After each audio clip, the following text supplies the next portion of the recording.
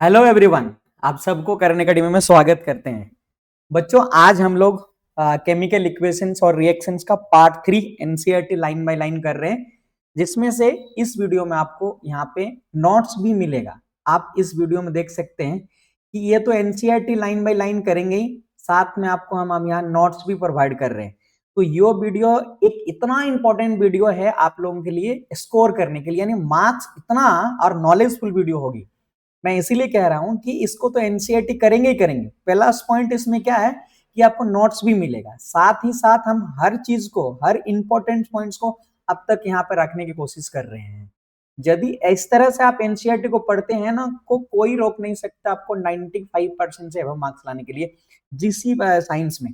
और दूसरी बात यहाँ पे ये बात है कि यदि एनसीईआरटी ही सबसे बड़ा हमारा हीरो है, आपको 10 क्लास में एनसीईआरटी ही आपको हीरो बनाएगा मार्क्स के रूप में। तो आप एनसीईआरटी को ही लाइन बाय लाइन पढ़ो और उसको बहुत अच्छे तरीके से समझो। नोट्स तो आप स्कूल में मिल रहा वगैरह कर रहे हो, और मेरा नोट्स भी आप करते रहो। वीडियो देखो, 2-3 बार देखो, अगर एक बार एग्जाम से पहले, और देखना कैसे इस तरह से आपके आ जाएंगे। चलो हम लोग देखते हैं, शुरुआत करते हैं। बहुत ही मस्त वीडियो होगा ये, आप जान लीजिए। चलो सबसे पहले हम यहाँ समझेंगे हमारा जो पार्ट 3 है ना बाबू, ये पार्ट 3 में हम लोग टाइप्स ऑफ केमिकल रिएक्शंस को पढ़ेंगे, जिनमें से आपको 4-5 टाइप के केमिकल रिएक्शंस को पढ़ना है। हमारा इस वीडियो में जो हम पढ़ेंगे ना, वो हम पढ़ेंगे एक्चुअली कॉम्बिनेशन रिएक्शन। और कॉम्बिनेशन रिएक्शन के साथ साथ एक और यहाँ पे रिएक्शंस आपका बन जाता है, जिसको हम लोग बोलते हैं एक्सोथर्मिक रिएक्शंस। बहुत इंपॉर्टेंट है, लॉजिकली बात यहाँ पे है। तो चलिए हम लोग शुरुआत करते हैं कि कोई केमिकल रिएक्शंस का मतलब सबसे पहले क्या होता है। टाइप्स ऑफ केमिकल रिएक्शंस को तो हम आएंगे ही आएंगे।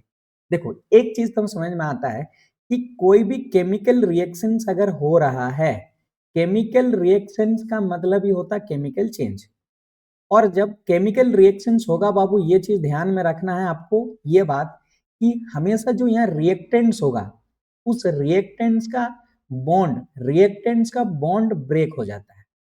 बॉन्ड ब्रेक हो जाएगा, और यदि बॉन्ड ब्रेक हुआ है तो हमारा मॉलिक्यूल्स जो है रिएक्टेंट्स का आपस में कोलाइड करेंगे, एक दूसरे को आके मिलेंगे, और मिलने से ना हमारा प्रोडक्ट बनेगा। और जब ये बाबू प्रोडक्ट बनते हैं ना, तो प्रोडक्ट बनते समय में ये ध्यान में रखना है कि बॉन्ड का मेकिंग होगा।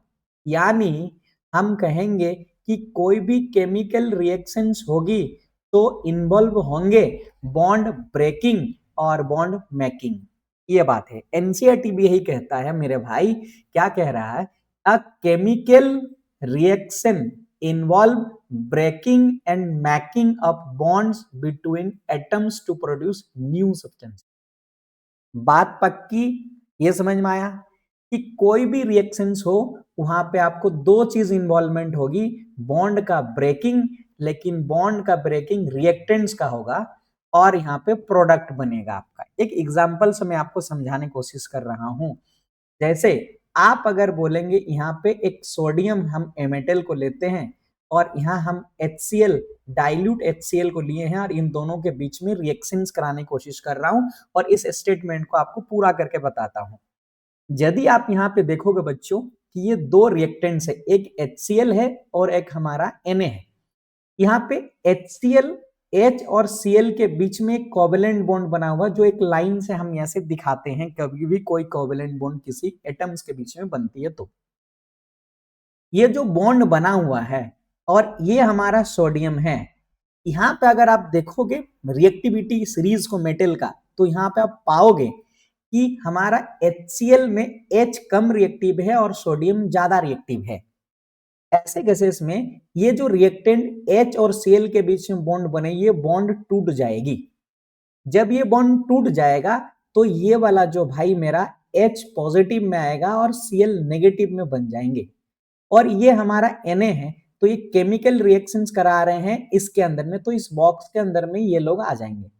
और जब ये तीनों कांटेक्ट में आएंगे, हम सबको पता है कि पॉजिटिव चार्ज नेगेटिव चार्ज को अट्रैक्ट करता है, तो इन दोनों के बीच में तो पॉजिटिव और नेगेटिव अट्रैक्ट नहीं करेंगे, क्योंकि ये टूट चुके हैं। टूटने के बाद हमारा H पॉजिटिव और Cl नेगेटिव का निर्माण हुआ है। इसीलिए यहाँ पे Na पॉजिटिव Cl नेगेटिव के साथ अट्रैक्ट करने की कोशिश करेगा, और यहाँ पे आपका बनेगा NaCl। तो बच्चों यहाँ पे आप देख रहे हो कि एक नया बॉन्ड बना हुआ है Na एटम्स और Cl एटम्स के बीच में, और हाइड्रोजन जो हमारे पास H पॉजिटिव था, अनस्टेबल होने की वजह से H2 अपने आप बॉन्ड बना लेगा। दैट मीन H पॉजिटिव और दूसरा एक H पॉजिटिव आपस में रिएक्ट करेंगे और H पॉजिटिव करके H2O बना रहे हैं। तो यहाँ पे H2O बना रहे हैं, यहाँ पर भी एक न्यू बॉन्ड ब्रेकिंग हुआ। सो बच्चों हम लोग इस एग्जाम्पल से समझ सकते हैं कि कोई भी केमिकल रिएक्शंस होते हैं तो वहां इन्वॉल्व होते हैं breaking and making of a bonds between atoms to form a product. ये बात पक्की, इस स्टेटमेंट समझाने के लिए मैं इतना सारा आपके लिए तामझाम करा। आप मस्त रहो एकदम, और एकदम जियो जियो एकदम, जवानी भी जियो और पढ़ाई भी करो, एकदम मस्त तरीके से करो। अब देखना ये खाली वीडियो देखते जाओ, आप आसान हो जाएगा आपका पढ़ाई, और 95% लाने में आपको कोई रोक नहीं सकता। बच्चों आपको शायद आपके टीचर्स भी बताते होंगे और आप सुन रहे होंगे, आपका एक्टिविटी बड़ी इंपॉर्टेंट है, और ये एक्टिविटी ना बहुत बहुत इंपॉर्टेंट है, जो यहाँ एक्टिविटी 1.4, और मैंने VVI करके भी लिख के रखा हूं क्योंकि ये बहुत इंपॉर्टेंट है, बहुत इंपॉर्टेंट है एग्जाम में व्यू से। तो सबसे पहले हम इस एक्टिविटी को करेंगे, उसके बाद कॉम्बिनेशन रिएक्शन आसान हो जाएगा हमारा। चलो सबसे पहले हम क्या करते हैं, एक्टिविटी पहले 1 में क्या कहना कह रहा है, यहाँ एक्टिविटी 1 में कि बोला कि 1 नंबर में ये काम करना है, take a small amount of a calcium oxide. तो देखो ये कैल्शियम ऑक्साइड है, तो कैल्शियम ऑक्साइड का केमिकल फॉर्मूला मेरे भाई CaO होता है। इसको एक दूसरे नाम से भी जानते हैं, ध्यान में रखना है, इसको हम लोग बोलते हैं भाई क्विक लाइन, और ये सब क्वेश्चंस आता है मेरे दोस्त। इसको बोला जाता है एक्चुअल में क्विक लाइन, यानी कैल्शियम ऑक्साइड बोले या CaO बोले या क्विक लाइन बोले, बात बराबर की है।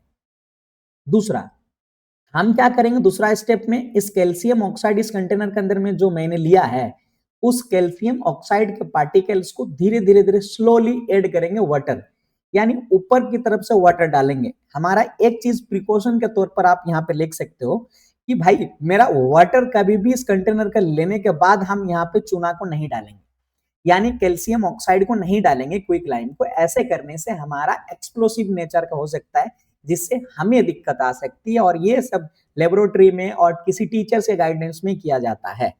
तो ये हमारा प्रिकॉशन के तौर पर हमेशा वाटर को ऐसे करके हम डालेंगे, धीरे धीरे धीरे धीरे स्लोली स्लोली डालेंगे।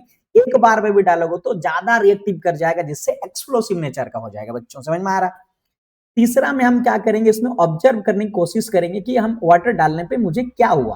तो टच द बीकर, बीकर को टच करके देखेंगे, उसके बाद हम इस ऑब्जर्वेशन को यहाँ पे लिखने की कोशिश करूंगा। ये 4 स्टेप में हमारा इस एक्टिविटी कंप्लीट होती है। तो यहाँ पे अगर आप देखेंगे, डालने के पश्चात इन दोनों के बीच में रिएक्शन होगी, क्योंकि ये दोनों आपस में एक जगह आएंगे। यहाँ पे देखना, ध्यान से समझना, ये कैल्शियम ऑक्साइड है और साथ में आपने क्या लिया मेरे भाई, H2O लिए हैं। H2O मतलब पानी, और ये दोनों आपस में एक दूसरे को कांटेक्ट में आने से रिएक्शन हुआ, और रिएक्शन होने के पश्चात यहाँ पे एक्चुअल में कैल्शियम हाइड्रोक्साइड का निर्माण हुआ है, और साथ में मेरे भाई यहाँ पे एनर्जी निकलेगा, जो कि हम यहाँ पे हीट के फॉर्म में बोल रहे हैं। एनर्जी मैनी फॉर्म में पाया जाता है, उसमें से जो हमारा फॉर्म है वही हमारा क्या है, हीट के फॉर्म में। बच्चों यहाँ पे यदि इस कंटेनर को आप टच करके देखेंगे, जैसे यहाँ पर जब पाल्म से अगर आप टच करके देखते हैं, तो आप महसूस करेंगे कि यहाँ पे हीट हो रहा है। यानी हम इस केमिकल रिएक्शन से ये समझ सकते हैं कि कैल्शियम ऑक्साइड और जब वाटर के साथ रिएक्ट कराया गया, तो यहाँ पे रिएक्शन के पश्चात हीट भी साथ साथ में निकला और एक नए प्रोडक्ट बना।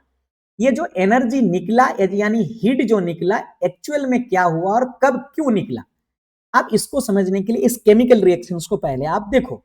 चलिए सबसे पहले जो ये केमिकल रिएक्शंस आपके एनसीईआरटी में दिया गया है, इसको आपको रटना नहीं है, मैं आपको सिखाऊंगा कि आप केमिकल रिएक्शंस होता कैसे है। हम मेरा वीडियो का मतलब ही होता है कि आप इस वीडियो देख के एक टॉपर स्टूडेंट जैसा सोच सकते हो, टॉपर बनने का सपना रख सकते हो, और टॉपर बन के रहोगे, ये मेरा गारंटी है। इसीलिए मेरा एकदम डिटेलिंग किया जा रहा है, इसको आपको देखना है, ध्यान से समझना। अब हम पहले बोला ने बॉन्ड ब्रेकिंग होता है, और जब भी बॉन्ड ब्रेकिंग होगा मेरे भाई, तो बॉन्ड को सबसे पहले हमको सेपरेट फॉर्म में लिखना पड़ेगा।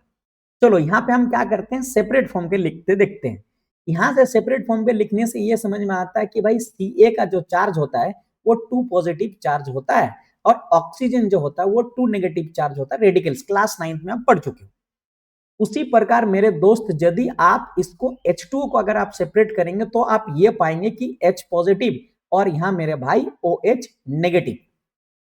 तो यहाँ पे जो बॉन्ड बने हुए हैं Ca और इनके बीच में बॉन्ड टूटेगी और इनके बीच में बॉन्ड टूटेगी, और यदि बॉन्ड टूटेगी तो एक नया बॉन्ड का निर्माण होगी। नया बॉन्ड का निर्माण होने का मतलब हम यहाँ के समझ में आया गया है कि यहाँ पे हम एक बॉक्स बनाएंगे और सबको क्लोज कॉन्टेक्ट में लाएंगे, और अगर यहाँ पे लेके आ जाते हैं तो आपके पास क्या हो जाएगा भाई, मेरा Cu2 पॉजिटिव और ऑक्सीजन के 2 नेगेटिव, इस तरह से बॉन्ड यहाँ टूट गया। दोनों आपस में तो इस पॉजिटिव नेगेटिव अट्रैक्ट नहीं कर सकते क्योंकि टूट गए हैं। यहाँ पे आपके साथ क्या हो रहा है, तो आप बोलोगे वाटर के पास जो हमारे पास OH है और साथ में आपके पास यहाँ मेरे भाई H पॉजिटिव है। तो हम सब जानते हैं कि H पॉजिटिव और नेगेटिव एक दूसरे को अट्रैक्ट कर सकते हैं। तो यहाँ पे जो ये वाला पॉजिटिव है 2 पॉजिटिव और ये वाला एक दूसरे को अट्रैक्ट करेंगे। तो हमको तो ये समझ में आ गया है कि Ca2 पॉजिटिव है, इसका मतलब 2 पॉजिटिव चार्ज है, इसका 1 पॉजिटिव चार्ज है। लेकिन अगर Ca को अगर स्टेबल होना चाहता है तो इसको 2 नेगेटिव चार्ज देके इसको फुलफिल करना पड़ेगा, तभी ये जगह हमारा न्यूट्रल बन जाएगा, तो कंपाउंड बनता है। तो एक देके तो OH देके कंप्लीट नहीं करा पा रहा है, एक की कमी हो रहा है। इसका मतलब हमारा अभी क्या होगा, CaOH केबल आया है जो कि एक कंप्लीट नहीं है, मतलब एक पॉजिटिव अभी भी बाकी है। यदि इसको अगर कंप्लीट कराना है तो देखो क्या होगा, आप यहाँ पे देखो O2 नेगेटिव और H पॉजिटिव, तो देखो इसके पास 2 नेगेटिव है और इसके पास 1 पॉजिटिव है। यदि 2 नेगेटिव में से 1 पॉजिटिव माइनस करते हो तो आपके पास कितना होता है, -1। इसका मतलब ये दोनों जब कंबाइंड करेंगे तो हमारे पास क्या हो जाएंगे भाई, OH नेगेटिव। इसका इससे हमको ये समझ में आता है कि यहां से एक OH नेगेटिव आया और ये वाला OA नेगेटिव है, और ये दोनों नेगेटिव नेगेटिव को ये Cu2 पॉजिटिव एक दूसरे को अट्रैक्ट कर लेंगे, तो हमारा Ca और क्या बन जाएंगे, OH होल ट्वाइस, मतलब 2 OH Ca को कंप्लीट। देखो इसका चार्ज खत्म हो गया, न्यूट्रल हो गया। इस प्रकार से कैल्शियम हाइड्रोक्साइड का निर्माण हुआ है और साथ में इसमें हीट निकला, ये ऑब्जर्वेशन में हमको पता चला। तो ये है रियल इक्वेशंस, और ये कहां से आया मैंने आपको समझाया। अगर ऐसा पढ़ोगे ना तो बोल रहे ना, कोई ताकत नहीं है दुनिया में जो तुम्हें रोक देगा। 100% चैलेंज के साथ कह रहा हूं, मैंने करा है मेरे यहाँ ऑफलाइन के स्टूडेंट्स को, और हम आए हैं, आप यूट्यूब में जमाएंगे और आप लोग को भी देखना, हम चमकाएंगे। यहाँ पे चमकाएंगे मतलब है कि आपको स्कोर करने में हम मदद करेंगे। इसके लिए आपको मुझे सब्सक्राइब करना पड़ेगा, लाइक करना पड़ेगा, शेयर करना पड़ेगा, ताकि हम मोटिवेट हो पाए और आपको पहुंचा पाए, जितना मेरे पास नॉलेज है वो आप तक पहुंचा पाए। चलिए शुरू करते हैं। अब हमारा यहाँ पे ना क्या हो रहा है, एक चीज तो कहानी हुई है। क्या कहानी हुई कि एक फायदा हुआ यहाँ पे हमारा, देखेंगे रिएक्शन को अगर बहुत अच्छी तरह से ऑब्जर्व करेंगे तो यहाँ 2 प्रोडक्ट रिएक्टेंट था, एक A जो कि मैंने बोला CaO, और यहाँ पे एक था ओट वाटर जो हमने बोला B, और रिएक्ट करके एक ही प्रोडक्ट का निर्माण हुआ, देखो CaOH होल ट्वाइस, इसका मतलब C बना है। यदि ऐसा कोई केमिकल रिएक्शंस हो रहा हो और उस केमिकल रिएक्शंस में 2 या 2 से अधिक रिएक्टेंट है और केवल एक ही प्रोडक्ट बना रहा हो, तो ऐसे केमिकल रिएक्शंस को हम किस टाइप में रखेंगे, उस रिएक्शंस को हम कॉम्बिनेशन रिएक्शंस के नाम से जानेंगे। यहां पर भी इसी हुआ, तो हम यहां पे ये कह सकते हैं कि क्विक लाइन जब वाटर के साथ रिएक्ट करता है तो स्लेक लाइन का निर्माण करता है, और यह एक आपका कॉम्बिनेशन रिएक्शन है, क्योंकि 2 रिएक्टेंट कंबाइन करके एक प्रोडक्ट C बना रहे हैं। ऐसे दुनिया में कोई भी ऐसा केमिकल रिएक्शन हो जो 2 या 2 से अधिक अगर रिएक्टेंट एक दूसरे को कंबाइन करते हैं, रिएक्ट करते हैं और केवल एक ही प्रोडक्ट का निर्माण करते हैं, ऐसे केमिकल रिएक्शन को हम कॉम्बिनेशन रिएक्शंस बोलते हैं। तो भाई इसको डेफिनेशन के फॉर्म में भी तो याद रखना जरूरी है, नॉलेज होने से ही तो नहीं होगा। आपको मार्क्स लेने के लिए एग्जामिनर चाहता है कि कॉपी में आप कैसे लिख पाओगे, तो इसके लिए मैंने यहाँ पे रिएक्शंस को भी यहाँ पे अलग से लिख दिया। यही तो मेरा खूबी है, यदि इस वीडियो को देखोगे तो चंगा बनोगे। ये पढ़ाई के मामले में तो 100% दे रहा हूं मैं। अ केमिकल रिएक्शन इन विच, कोई भी ऐसा केमिकल रिएक्शन हो मेरे भाई, कोई भी केमिकल रिएक्शन हो इन which 2 or more reactants combine to form only 1 product is known as a combination reaction. ये सीधा सा लिख दो, और ये वाला लिख दो साथ में एग्जाम्पल में, तो एग्जामिनर को लगेगा कि बेटा एकदम तगड़ा पढ़ के नॉलेजफुल लड़का है, कहीं ऐसा रट्टा उट्टा चोरी उरी करके नहीं लिखा है। ऐसे केमिकल रिएक्शंस को आप कॉम्बिनेशन रिएक्शंस को बोलते हैं। इसी को तो एनसीईआरटी में लिखा है, क्या बोला कि a reaction in which single product is form from two or more reactant is known as a combination reaction. लिखने का तरीका कुछ और था, मैंने उसको सरल तरीका से आपके सामने रखा। लेकिन भाई मेरा ये रिएक्शंस आपको ऐसे छोड़ेगा नहीं, ऐसा इसीलिए नहीं छोड़ेगा क्योंकि ये रिएक्शंस बहुत इंपॉर्टेंट है और ये इंपॉर्टेंट रिएक्शंस आपके एग्जाम में केस स्टडी बनने में ये मदद करता है। तो ये जो आपको रंगा हुआ एनसीईआरटी में डू यू नो वाला पार्ट है, इसको जानोगे तो आपको 4-3-2 नंबर में आगे बढ़ाने में मदद कर सकता है। ये बात तो समझ में आई होगी।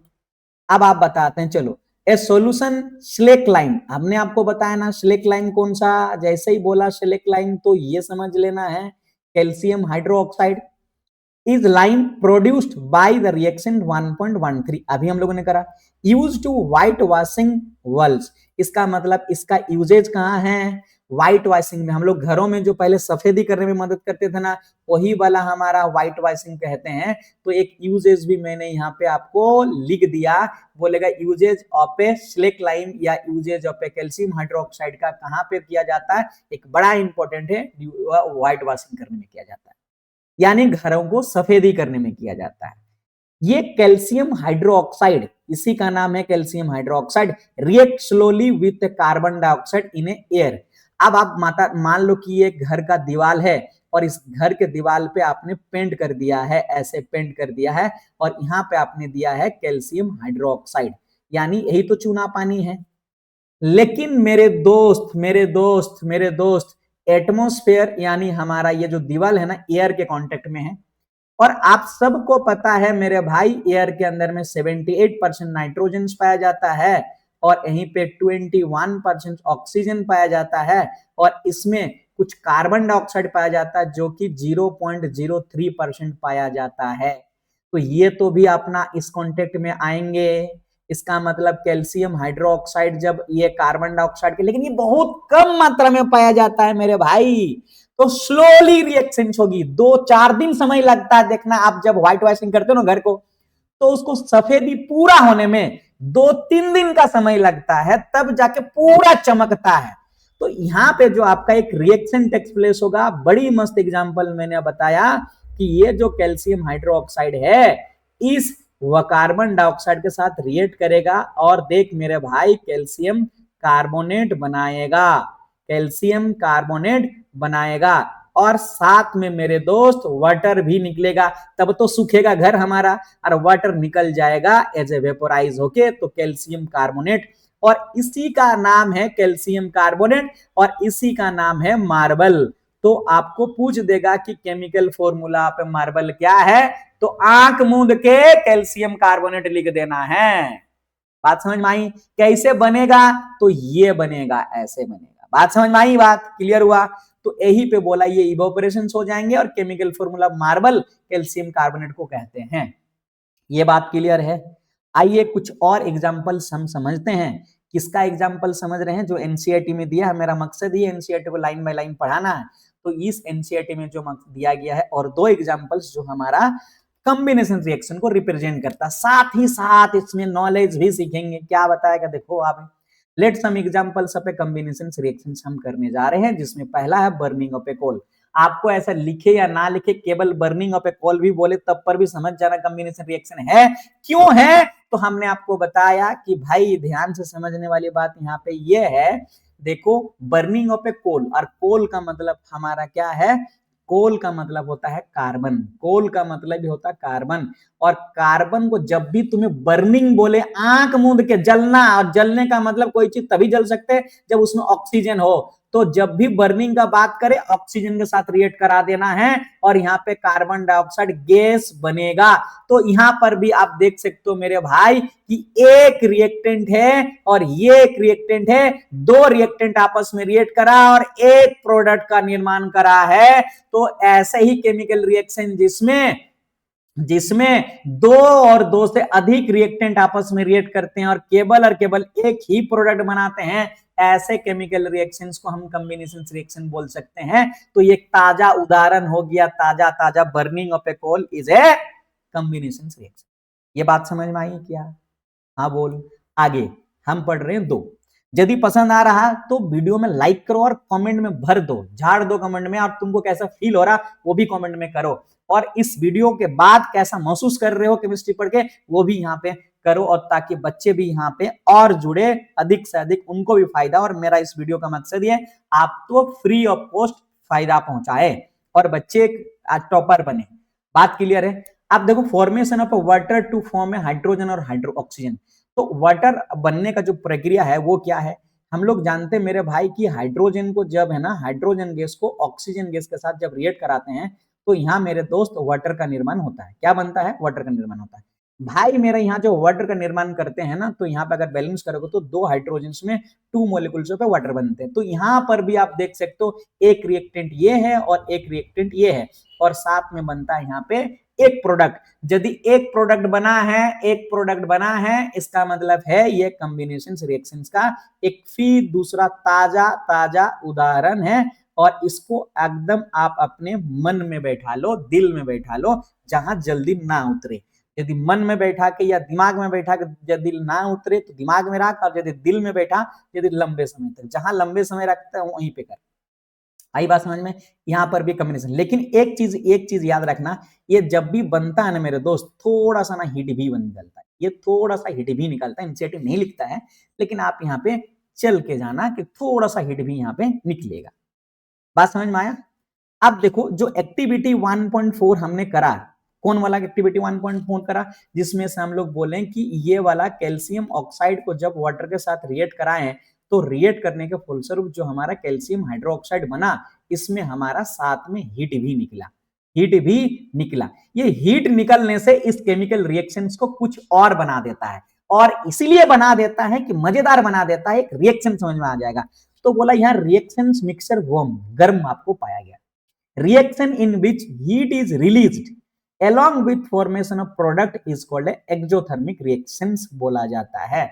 मेरे दोस्त, यदि ऐसा कोई भी केमिकल रिएक्शन हो, कोई भी केमिकल रिएक्शन, ये कॉम्बिनेशन होना जरूरी नहीं है, हाँ, लेकिन मैक्सिमम केस में ये ध्यान में रखना है, कॉम्बिनेशन रिएक्शन में ही मैक्सिमम एक्सोथर्मिक रिएक्शन होता है। क्योंकि जब कोई चीज को कंबाइंड करोगे ना तो उनके मॉलिक्यूल्स टूटेंगे, और टूटेंगे तो एनर्जी निकलेगा। इसीलिए मैक्सिमम टाइम में हमने हमेशा नहीं बोला, ऑलवेज नहीं बोल रहा मैं, मतलब मैक्सिमम टाइम में कॉम्बिनेशन रिएक्शन ही एक्सोथर्मिक रिएक्शन के भी एग्जांपल बन सकते हैं, लेकिन सभी तो नहीं बन सकते। जैसे यहाँ पे 2 एग्जांपल लिया, दोनों ही कह सकते हैं। और ये वाला भी आप कह सकते हो मेरे दोस्त, बताओ क्यों? तो कोयला को जलोगे, कोयला को जलाओगे, कोल को जलाओगे तो आग तो निकलेगी, और आग निकलेगी तो हीट निकलेगी, हीट निकलेगी तो एनर्जी होगी। इसका मतलब ये भी एक ताजा ताजा उदाहरण है हमारे एक्सोथर्मिक रिएक्शन के। यहाँ वाटर में भी थोड़ा सा हीट निकला, हमने आपको यही बोला कि भाई मेरा कहां जहां जहां जहां जहां हमारा हीट निकले, ऐसे रिएक्शन को आप एक्सोथर्मिक रिएक्शन। आप थोड़ा सा डेफिनेशन समझ लेते हैं। देखो, बोला गया chemical reaction in which heat is released along with formation of a product are called exothermic reaction. मतलब प्रोडक्ट तो बनेगा ही बनेगा, साथ में यदि हीट भी निकला है, ऐसे केमिकल रिएक्शन को आप एक्सोथर्मिक रिएक्शंस कहा जाएगा। ये बात समझ में आया? एक chemical reaction in which heat released with along with formation of product is called exothermic reaction. यहाँ पे इंपॉर्टेंट ध्यान देने वाली बात यह है कि मैक्सिमम केस में कॉम्बिनेशंस के टाइम में ही हमारा क्या होता है मेरे दोस्त, वो एक एक्सोथर्मिक रिएक्शंस के एग्जांपल हो सकते हैं। अब आप यहाँ पे एक, मैंने ताजा ताजा यहाँ पे एक लेबोरेटरी वाला पिक्चर आपके सामने में रखा। देखो, आप अगर लेबोरेटरी में जाते होंगे स्कूल में तो ये आप देख पाएंगे। देखो, इस तरह से यदि रिएक्शंस हो रही है तो यहाँ आग ऐसा निकल रहा, इसका मतलब है कि यहाँ पे हीट निकला है, और यदि हीट निकला है तो इस रिएक्शन को हम एक्सोथर्मिक रिएक्शन कहेंगे। एक्सोथर्मिक रिएक्शन हम यहाँ कहेंगे। अब आ जाते हैं सम एग्जांपल्स, कुछ और एग्जांपल्स करते हैं जो एनसीईआरटी में है और बड़े मजेदार है और पूछे जाएंगे, तुम्हें पूछे जाएंगे। बर्निंग अप नेचुरल गैस, है ना? जैसे नेचुरल गैस का मतलब मीथेन, और मीथेन का फॉर्मूला होता है CH4। इसके बारे में आप अधिक से अधिक जानकारी हासिल कर पाओगे आप कार्बन वाला चैप्टर के अंदर। बर्निंग जब भी बोले मेरे दोस्त, ऑक्सीजन। और एक ट्रिक है और टिप्स है, इसको दिल में ले लेना है। ये ट्रिक्स और टिप्स ये है, जब भी कोई हाइड्रोकार्बन वाले कंपाउंड बर्न करते हैं यानी ऑक्सीजन से रिएक्ट करते हैं, तो ऑलवेज और ऑलवेज प्रोडक्ट दो ही बनाते हैं, कार्बन डाइऑक्साइड और हमारा क्या बोल देंगे, वाटर। जैसे एक एग्जांपल और ले रहा हूं मैं, जैसे ले रहा हूं C2H4, ये भी यदि आप रिएक्ट कराओगे तो भी एक ही प्रोडक्ट बनेगा मेरा भाई, कार्बन डाइऑक्साइड और वाटर। यही तो मैंने ट्रिक दिया, यदि कोई भी का हाइड्रोकार्बन यदि आपस में रिएक्ट करते हैं ऑक्सीजन के साथ, तो दो ही प्रोडक्ट, कार्बन और वाटर, कार्बन डाइऑक्साइड वाटर, एक ही प्रोडक्ट बनाएंगे। तो याद रखने वाली बात ये है। तो यहां पर भी बना, तो मीथेन गैस, मीथेन जैसे मीथेन गैस को जलाओगे तो भाई क्या करेंगे, हीट निकलेगा, हीट निकलेगा। और हीट निकलने का मतलब ही होता है हमारा एक्सोथर्मिक रिएक्शन, यानी burning of a natural gas is also हमारा एक्सोथर्मिक रिएक्शन का एग्जांपल है। क्या आप जानते हैं रेस्पिरेशन भी एक एक्सोथर्मिक रिएक्शन, बड़ी इंपॉर्टेंट है रेस्पिरेशन रिएक्शंस। आप यहाँ लाइव प्रोसेस में, आप क्लास 10th में ही पढ़ रहे हैं कि रेस्पिरेशन रिएक्शंस क्या होता है। रेस्पिरेशन रिएक्शंस में ये होता है कि हमारा जो खाना ग्लूकोज जिसको बोलते हैं हम लोग C6H12O6, इसका भी केमिकल फॉर्मूला आपको याद रखना है। और जब ये 6 मॉलिक्यूल्स पे हमारा क्या हो जाता है, ऑक्सीजन के साथ यहाँ रिएक्ट करता है, तो रिएक्ट करने पे हमारा 6 मॉलिक्यूलों पे कार्बन डाइऑक्साइड और हमारे पास 6 मॉलिक्यूल्स पे वाटर, और साथ में बनता है तुम्हारा एनर्जी। ये जो एनर्जी निकला, और एनर्जी निकलने से हमने बोला था एक्सोथर्मिक रिएक्शन, तो हमारा रेस्पिरेशन से एक एग्जांपल हो गया एक्सोथर्मिक रिएक्शन को, जो यहाँ देखो बड़ी इंपॉर्टेंट है, एनसीईआरटी इसको बाकायदा पूरे होश और हवास में यहाँ पे मेंशन करने की कोशिश किया है। अब आओ अगला वाला, बोला डिकम्पोजिशन ऑफ वेजिटेबल्स। भाई वेजिटेबल क्यों खाते हैं, सब्जी क्यों खाएंगे हम, एनर्जी मिलता है ना। तो जब भी कोई वेजिटेबल डिकम्पोज होगा, डिकम्पोज मतलब टूटेगी टूटेगी टूटेगी, सड़ेगी गलेगी, तो कंपोस्ट बनेगा। कंपोस्ट का मतलब खाद। ये भी जो बनने का प्रक्रिया है ना, इस समय भी एनर्जी निकलता है, इसलिए भी एक एक्सोथर्मिक रिएक्शंस कहा जा सकता है। तो हम बोलेंगे भाई रेस्पिरेशंस भी एक, जैसे हमारा एग्जाम्पल हो गया एक्सोथर्मिक रिएक्शन का, बर्निंग ऑफ ए कोल भी एग्जाम्पल हो गया। हमने पढ़ा बर्निंग ऑफ क्या बोल रहे हो, बर्निंग ऑफ बायोगैस या मीथेन, ये भी कह सकते हैं। रेस्पिरेशन हो गया, और डिकम्पोजिशन ऑफ ए वेजिटेबल, ये भी एक एग्जांपल्स हो गया हमारा क्या चीज का, एक एक्सोथर्मिक रिएक्शन का। तो अभी पूरा जी भर के जियो, बस इतना काफी है। यदि आप यहाँ समझ गए हैं तो कोई रोक नहीं सकता यदि इससे क्वेश्चंस आपको आ रहा होगा तो। लेकिन भाई इसके लिए आपको हमारा चैनल को सब्सक्राइब करें और हमें सपोर्ट करें, हमें मोटिवेट करें, और आपको हम ऊंचा शिखर तक पहुंचाने में हमारा मदद रहे। इसीलिए धन्यवाद।